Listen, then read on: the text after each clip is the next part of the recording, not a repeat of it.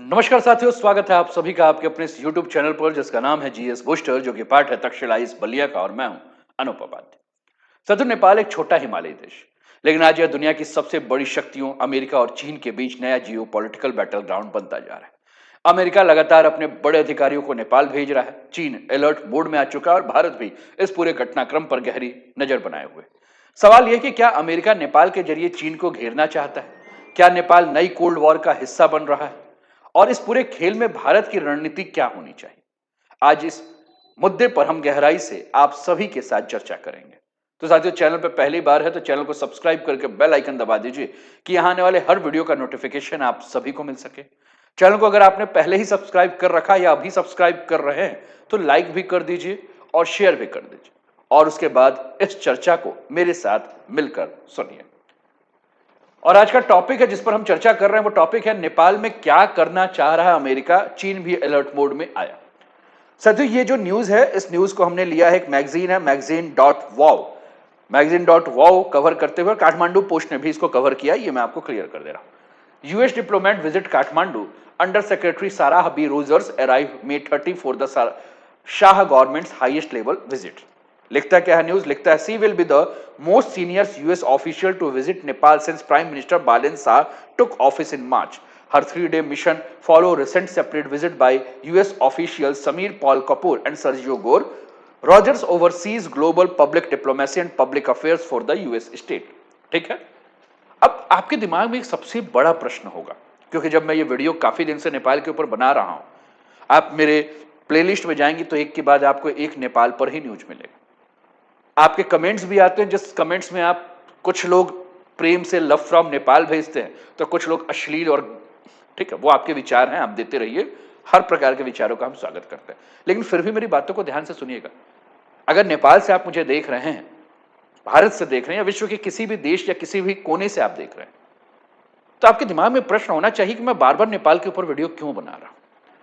नेपाल हिमालय का एक छोटा सा देश, जिसकी जीडीपी भी बहुत कमजोर है, आज अचानक इतना महत्वपूर्ण क्यों हो गया है कि भारत हो, चीन हो, अमेरिका हो, सब चाहते हैं कि हम उसको अपनी तरफ खींचे। साथियों, नेपाल की सबसे बड़ी ताकत जो है वो उसका ज्योग्राफी है।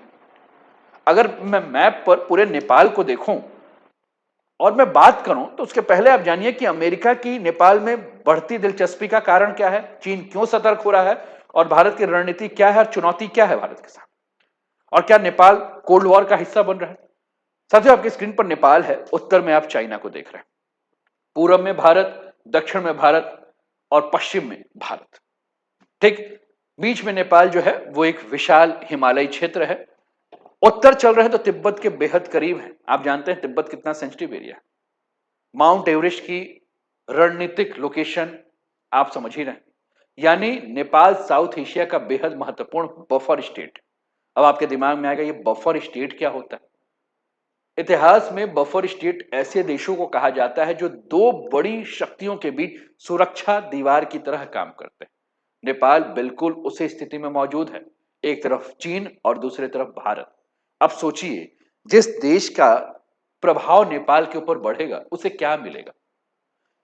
चीन की गतिविधियों पर नजर रखने का मौका मिलेगा, भारत की उत्तरी सुरक्षा को प्रभावित करने का अवसर मिलेगा, हिमालय क्षेत्र में स्ट्रेटेजिक एक्सेस मिलेगा, साउथ एशिया के राजनीति में इन्फ्लुएंस बढ़ाने का मौका मिलेगा। और इसी वजह से आज नेपाल सिर्फ एक छोटा पड़ोसी देश नहीं रहा, बल्कि वह अमेरिका, चीन, भारत तीनों के लिए एक स्ट्रेटेजिक चेस बोर्ड बन चुका है। अब अमेरिका नेपाल पर इतना इंटरेस्ट क्यों ले रहा है? यह प्रश्न होना चाहिए कि क्यों अमेरिका ले रहा है। साथियों, नेपाल की सबसे बड़ी ताकत जब हमने कहा कि ज्योग्राफी है, तो इसका मतलब है कि नेपाल में ऐसा कुछ है जिसके चलते अमेरिका इतना ज्यादा इंटरेस्ट ले रहा है। साथियों, डोनाल्ड ट्रंप प्रशासन, और आप जान रहे हैं डोनाल्ड ट्रंप, कल भी मैंने बात की, मैं हमेशा उनके बारे में जब भी बात करता हूं तो कहता हूं कि एक तरफ गिरगिट रख दीजिए और दूसरी तरफ डोनाल्ड ट्रंप रख दीजिए, तो गिरगिट भी शर्मा जाएगा कि भैया तुम हमसे ज्यादा रंग बदल लिए, झूठ मूठ का हम बदनाम।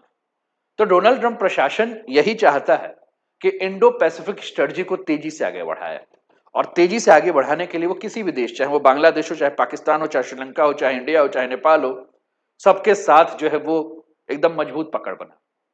क्योंकि लक्ष्य क्या है? अमेरिका का लक्ष्य है कि चीन के बढ़ते प्रभाव को रोका जाए, साउथ एशिया में अमेरिका के प्रभाव को मजबूत किया जाए, हिमालय रीजन में स्ट्रेटेजिक प्रेजेंस जो है बनाया जाए। और अमेरिका समझता है कि आने वाले समय में एशिया ही ग्लोबल पावर का कंपटीशन है, और इसी कारण से नेपाल अब वाशिंगटन की रणनीति में बेहद महत्वपूर्ण हो गया है। और यही वजह है कि अमेरिका के अधिकारी लगातार नेपाल के दौरा कर रहे हैं, डिप्लोमेटिक आउटरीच बढ़ा रहे हैं, यूथ एंगेजमेंट कर रहे हैं, मीडिया इन्फ्लुएंस कर रहे हैं, पब्लिक डिप्लोमेसी के ऊपर काम हो रहा है, और सॉफ्ट पावर के जरिए नेपाल में अपनी पकड़ मजबूत करने की कोशिश हो रही। अमेरिका सीधे सैन्य हस्तक्षेप की बजाय डिप्लोमेसी, डेवलपमेंट पार्टनरशिप और स्ट्रेटेजिक नेटवर्किंग का जो है वो रास्ता अपना रहा है। अब अमेरिका के under secretary Sarah B Rogers का अगर नेपाल दौरा हो रहा है, तो आप समझिए कि वो भी इसी बड़ी रणनीति का हिस्सा है। विशेषज्ञों का मानना है कि अमेरिका नेपाल के जरिए चीन की हिमालय गतिविधियों को क्लोजली मॉनिटर करना चाहता है, तिब्बत रीजन पर जियोपॉलिटिकल अंडरस्टैंडिंग मजबूत करना चाहता है, और साउथ एशिया में अपने स्ट्रेटेजिक फुटप्रिंट को बढ़ाना चाहता है। यानी नेपाल अब केवल भारत और चीन के बीच का देश नहीं रहा, बल्कि वह यूएस चाइना जियोपॉलिटिकल कंपटीशन का नया केंद्र बनता जा रहा है। और उसमें बालेन शाह फैक्टर कैसे? सच में बालेन शाह जेन जी राजनीति से उभरा हुआ एक नया चेहरा है। नेपाल की राजनीति में बहुत बड़ा बदलाव जो आया है, इस बदलाव में सबसे बड़ा बदलाव यह है कि नई पीढ़ी के नेतृत्व का उभार हुआ है। नेपाल के वर्तमान प्रधानमंत्री बालेन शाह रैपर से मेयर और मेयर से फिर प्रधानमंत्री, और नेपाल के युवाओं के सबसे बड़े राजनीतिक प्रतीक बन चुके हैं। उनकी छवि ऐसी है कि पुराने व्यवस्था विरोधी को क्या किया जाए, हटाया जाए।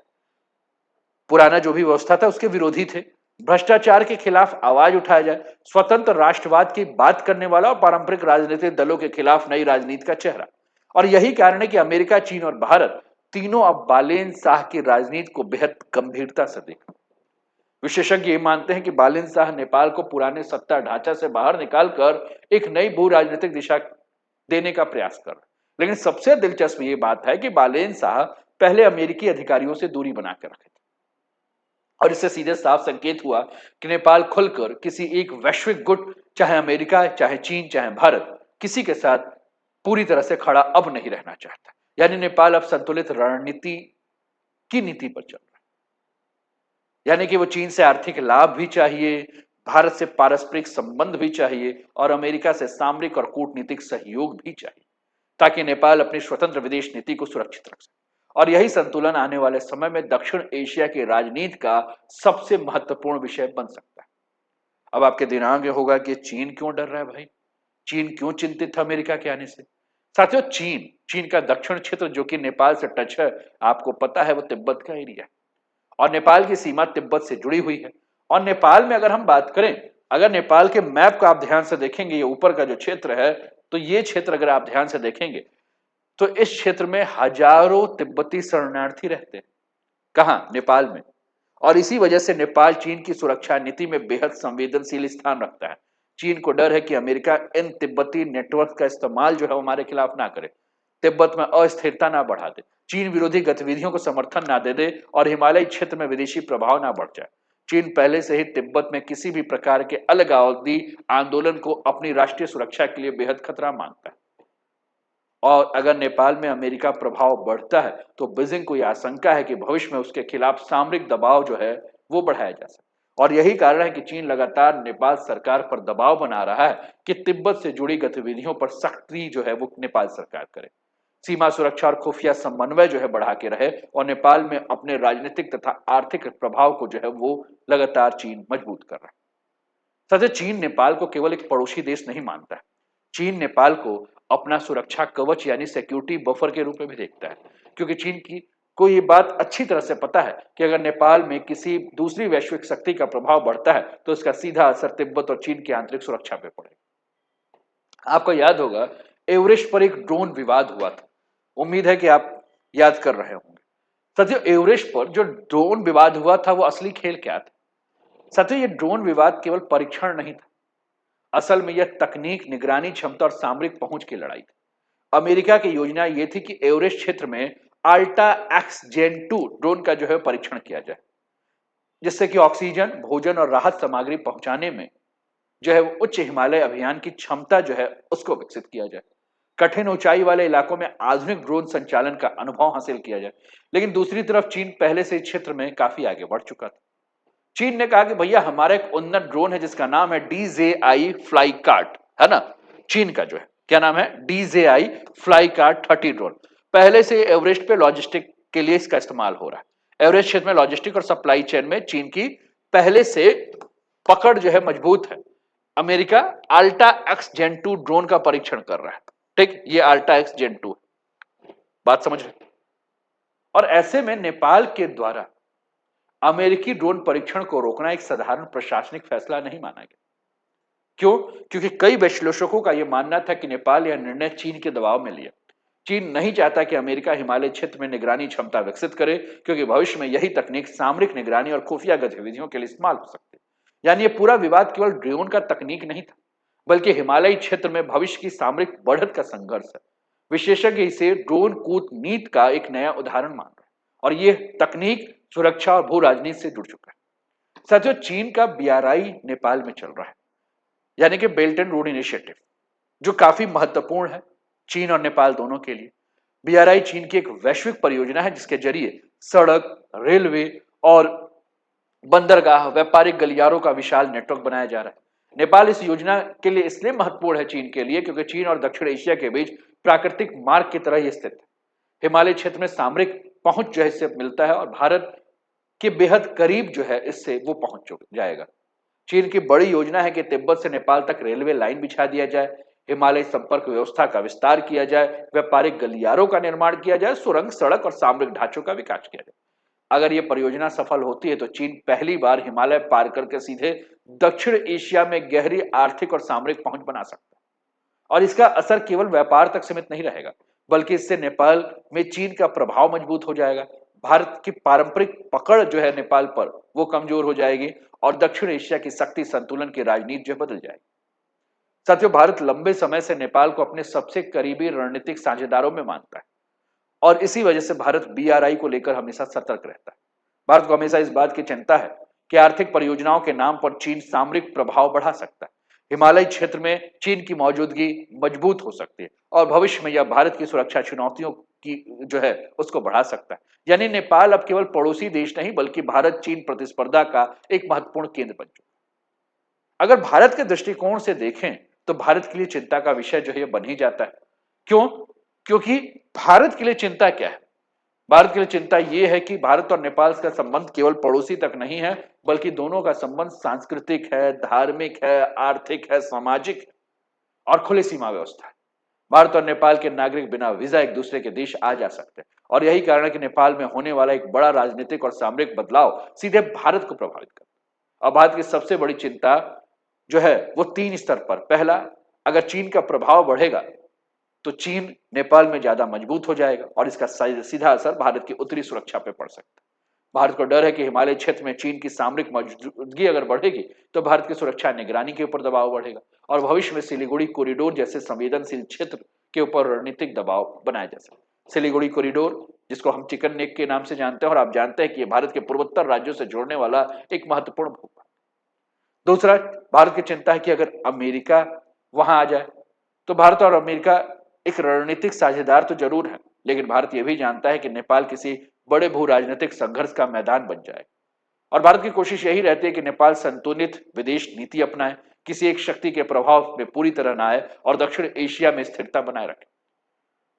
भारत की तीसरी सबसे बड़ी चिंता है वो है नेपाल की राजनीतिक अस्थिरता। साथियों, नेपाल की आंतरिक राजनीति लंबे समय से अस्थिर रही। सरकार लगातार बदलती रहती है, दल बदल और राजनीतिक संघर्ष, इनका असर सीधे भारत के ऊपर भी पड़ता है क्योंकि इससे सीमा सुरक्षा प्रभावित होती है, अवैध गतिविधियों का खतरा बढ़ जाता है, व्यापार आवागमन प्रभावित होती है और भारत की आंतरिक सुरक्षा चुनौतियां जो है वो बढ़ जाती हैं।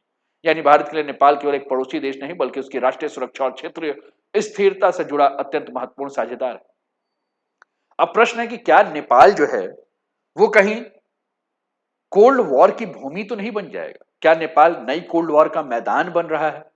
तिब्बत का इशू है, हिमालय जियोपॉलिटिक्स है, चाइना का जो है वो BRI और तिब्बत सिक्योरिटी का मामला है, USA इंडो पैसिफिक पे काम कर रहा है, इंडिया ओपन बॉर्डर सिक्योरिटी को लेकर चिंता जता रहा है। अगर मैं सारी बातों को देखूं, साथियों, कोल्ड वॉर का मतलब ये नहीं कि हथियार चला। कोल्ड वॉर मतलब अंदर अंदर एक दूसरे को सब काट रहे हैं।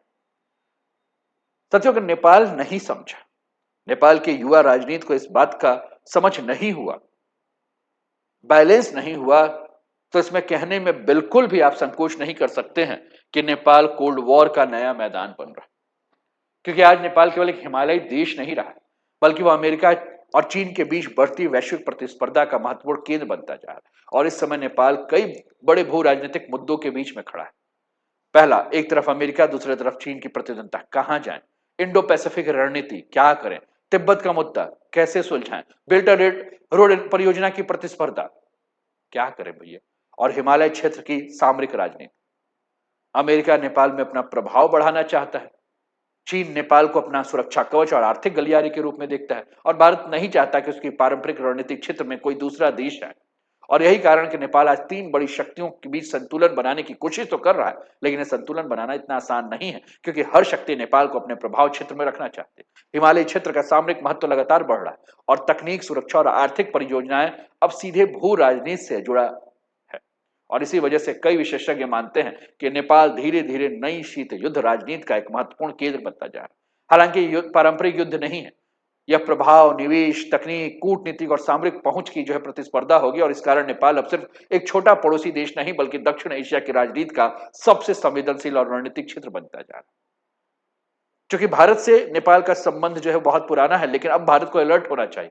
भारत को बिग ब्रदर पॉलिसी हटाना चाहिए, क्योंकि नेपाल के लोग और नेपाल के युवा बिग ब्रदर और यंग ब्रदर के ऊपर बात ही नहीं कर रहे हैं, एल्डर और यंगर के ऊपर चक्कर में नहीं है। नेपाल के युवा कहते हैं कि भारत को हटना चाहिए, नेपाल के युवा कहते हैं कि भैया फेंसिंग कर दीजिए, नेपाल के युवा कहते हैं वीजा पॉलिसी लाइए, नेपाल के युवा कहते हैं कि भारत वाले तो एकदम गंदे हैं यार, बेकार है, सिविक सेंस नहीं है भारत वालों के पास। यानी कि भारत को भी इस बात को समझना होगा कि नेपाल अब वो नेपाल नहीं है जिस नेपाल को आप रोटी बेटी और संस्कृति के साथ जोड़ रहे हैं। अब का नेपाल जो है वो युवा है, उसको नहीं मतलब है भारत से, उसको लगता है कि चाइना उसके लिए सब कुछ है, भारत तो फालतू है। तो भारत को भी नेपाल के साथ क्या करना चाहिए, अपनी नीति को पुराने ढर्रे पर से हटाकर बदलती भू राजनीति और अमेरिकी चीन प्रतिस्पर्धा के बीच अपनी नेपाल नीति में बहुत बड़े बदलाव करने की आवश्यकता है। और सबसे पहला जो है वो है सॉफ्ट पावर को मजबूत करना।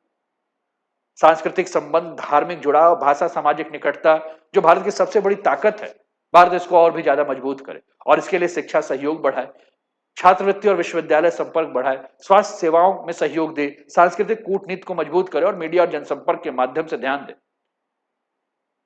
दूसरा, भारत को यही करना होगा कि भारत नेपाल में अपनी अगर पकड़ मजबूत बनाना चाहता है तो उसके बुनियादी ढांचे में निवेश बढ़ाना होगा। सड़क संपर्क, रेलवे परियोजनाएं, ऊर्जा और बिजली कनेक्टिविटी, सीमा व्यापार के ढांचे का विकास। नेपाल के युवा ये समझते हैं कि उनके यहां जो भी गड़बड़ हुआ उसमें भारत का हाथ। नेपाल के युवाओं को समझना होगा कि भारत का नहीं, आपकी जो सरकारें थी वही भ्रष्ट थी। बाहर का व्यक्ति आपके देश में क्या करेगा जब आपके यहाँ की सरकार ही भ्रष्ट। तो भारत को इस समय इस चीज को समझना होगा, क्योंकि आज अगर चीन नेपाल में बड़े स्तर पर इंफ्रास्ट्रक्चर निवेश कर रहा है तो भारत को भी करना होगा। भारत को भी यूथ एंगेजमेंट बढ़ाना होगा। नेपाल की नई राजनीतिक युवाओं के हाथ में जा रही है, इसलिए भारत को सिर्फ सरकार के साथ नहीं, बल्कि नेपाल के युवाओं के साथ, छात्रों के साथ, उद्यमियों के साथ, डिजिटल पीढ़ी के साथ जुड़ना होगा। अगर भारत का युवा नेपाल का भरोसा जीत लेता है तो उसका प्रभाव लंबे समय तक बना रहेगा। और सबसे महत्वपूर्ण बात जिस पर हमने कहा, बड़े भैया और छोटे भैया, हटाइए इस छवि को। नेपाल एक स्वतंत्र है, एक संप्रभु देश, और इसलिए भारत की कूटनीति सम्मान आधारित होनी चाहिए, साझेदारी आधारित होनी चाहिए और बराबरी के रिश्ते पर आधारित होनी चाहिए। देश छोटा हो चाहे बड़ा हो, बराबर आप मानिए, क्योंकि आने वाले समय में वही देश नेपाल का सबसे ज्यादा प्रभाव बना के रखेगा, जो दबाव नहीं बल्कि भरोसा पैदा करेगा। तो साथियों, अंततः हम यही कह सकते हैं कि नेपाल आज सिर्फ हिमालय का देश नहीं, बल्कि एशिया की बड़ी शक्तियों के बीच रणनीतिक शतरंज का केंद्र बन चुका है। अमेरिका चीन को रोकना चाहता है, चीन नेपाल में अपना इन्फ्लुएंस जोन जो है वो बढ़ा के रखना चाहता है ना। ठीक, तो भारत को क्या करना चाहिए, वो सारी बातें यहां हैं। तो हमने कहा शतरंज हो चुका है ना। अमेरिका चीन को रोकना चाहता है, चीन नेपाल को अपना इन्फ्लुएंस जोन बनाना चाहता है, और भारत अपने पारंपरिक संबंधों को बचाए रखना चाहता है। यानी आने वाले वर्षों में नेपाल साउथ एशिया के जियो पॉलिटिक्स तय करने में बहुत बड़ी भूमिका निभा रहा है। अगर आपको यह जियो पॉलिटिकल एनालिसिस पसंद आया हो और अभी तक लाइक नहीं किया तो लाइक कर दीजिए, शेयर नहीं किया तो शेयर कर दीजिए। चैनल आपका है, GS booster by Anoop sir, इसको सब्सक्राइब कर लीजिए। कमेंट करके बताइए कि क्या नेपाल अमेरिका और चीन की नई कोल्ड वॉर का केंद्र तो नहीं बन रहा है नेपाल के युवा? बताइए, क्योंकि आपके कमेंट्स को हम भारतीय पढ़ रहे हैं और आपके कमेंट के माध्यम से ही हम समझेंगे कि आप क्या चाहते हैं। अपना ध्यान रखिए, स्वस्थ रहिए, मस्त रहिए, तंदुरुस्त रहिए, हंसते खेलते मुस्कुराते हुए जीवन का आनंद लीजिए। जय हिंद, जय भारत।